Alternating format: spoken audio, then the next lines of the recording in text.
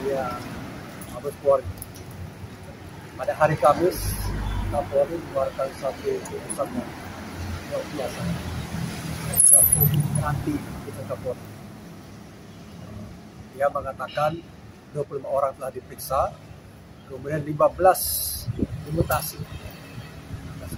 Sebelumnya tadi Propam Irjen Pol Sambo dibebaskan, kemudian Karopanmal juga Brigjen Hendra juga dibebaskan. Kapolres Jakarta Selatan juga dibebaskan.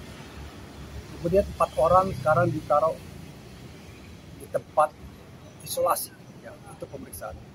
Langkah-langkah Kapolri ini dilakukan untuk membuat terang benderang, ya, akuntabel, transparan proses hukum terhadap kematian Brigadir Joshua. Publik menanti apakah langkah-langkah ini akan memberikan keadilan bagi keluarga Joshua, Brigadir Joshua. Ini penting.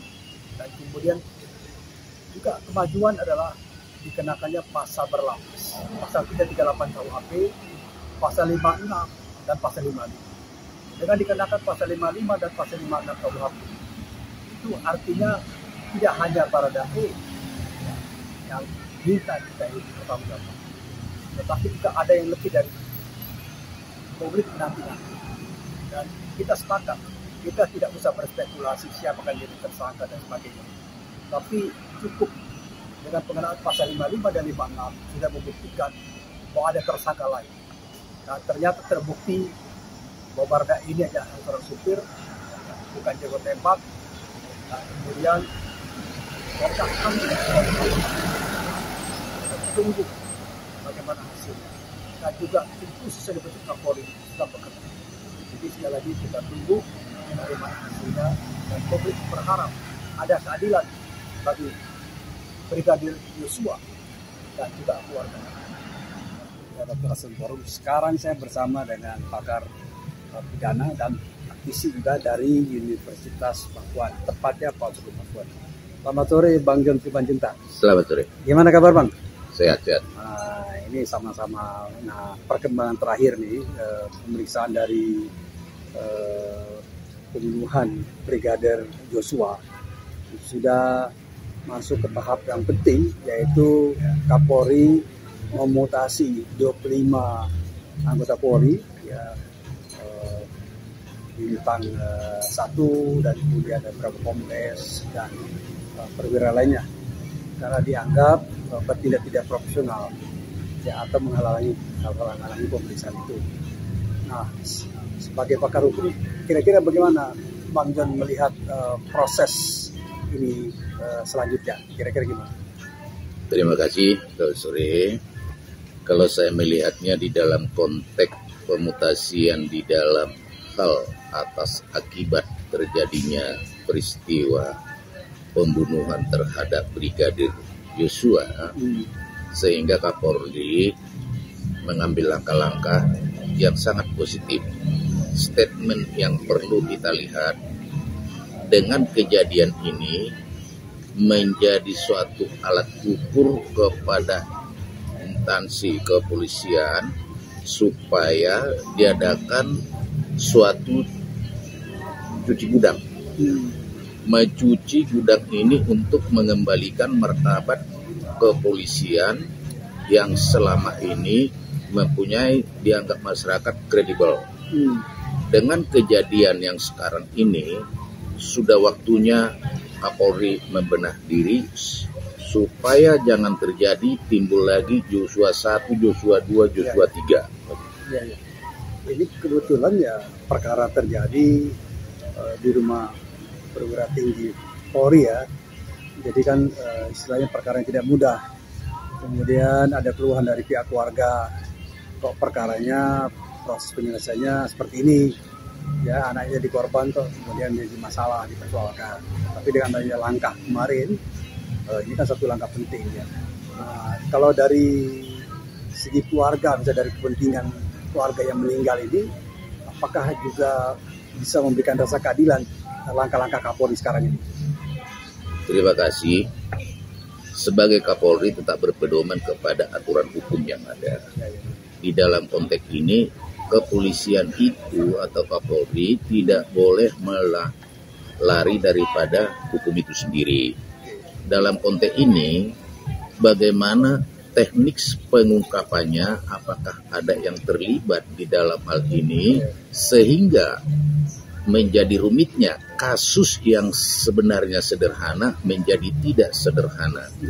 Karena di dalam konteks yang kita lihat sebagaimana pemberitaan daripada Mabes Polri melalui Pak Sigit, ternyata ini bukan lagi menjadi crime biasa, sudah menjadi crime di bidang politik di institusi Polri itu sendiri.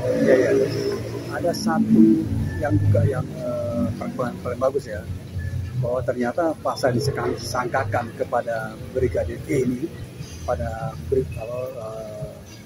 Brigadir E itu adalah pasal 338, kemudian pasal 55, pasal 56. Arti kan penetapan tersangka tidak terbatas pada saudara E ini sendiri, mungkin berkembang kalau lainnya, ada yang membantu, ada segala macam. Kira-kira gimana? Kalau dalam konteks ini hasil lidik dan penyidikan yang dilakukan oleh pihak yang dibentuk oleh Kapolri adalah menetapkan Baradae sebagai tersangka. Tapi persangkaan yang dituduhkan itu ada pasal 55 dan 36. 56. Sehingga di sini kita di masyarakat ini membuat sesuatu yang merindu akan suatu langkah berikutnya, menjadi suatu kepastian. Siapakah penyerta, siapakah yang menyuruh untuk ini, siapakah yang turut serta atau menjanjikan memberi hadiah di dalam konteks ini. Nah, siapa-siapa nanti orangnya adalah Kapolri. Tapi kalau kita lihat di dalam perkembangan ini yang ada sekarang, betapa di dalam, karena crime ini bukan lagi menjadi suatu crime yang bersifat delik pidana biasa kalau kita lihat, tapi udah menjadi ada mengandung sedikit institusi. Ada juga perkembangan lain ya, selama ini kan dirasakan kok sulit ya, misalnya menemukan barang bukti, kemudian CCTV rusak.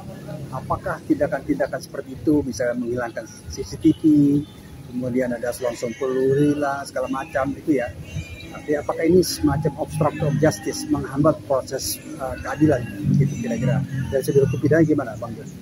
Itu dapat dituntut melalui hukum pidana karena itu adalah bagian yang menghalang-halangi suatu kejahatan, apalagi sudah dapat menghilangkan barang bukti, dia dapat disangkakan dengan pasal yang lain yang tidak 338.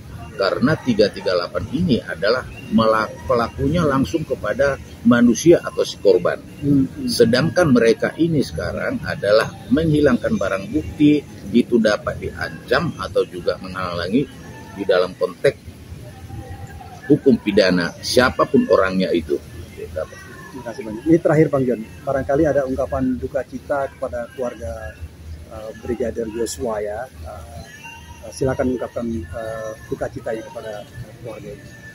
Terima kasih. Kebetulan Joshua ini kan ibunya adalah Bu Simanjuntak. Betapapun rekan-rekan kami dan juga marga Simanjuntak sebagai dalam konteks budaya Batak, kami itu adalah sebagai hula-hula. Sangat prihatin melihat siapapun atas kejadian ini, bagaimana berenya ataupun juga itu yang dilahirkan oleh Bu Simanjuntak sangat berduka cita. Dan terutama di dalam konteks ini bukan hanya marga Simanjuntak, marga Kota Barat, tapi seluruh masyarakat Batak melihat kasus ini adalah sangat prihatin melihat kejadian yang dialami oleh Joshua. Terima kasih Bang Jon, sampai ketemu lagi sore. Selamat sore.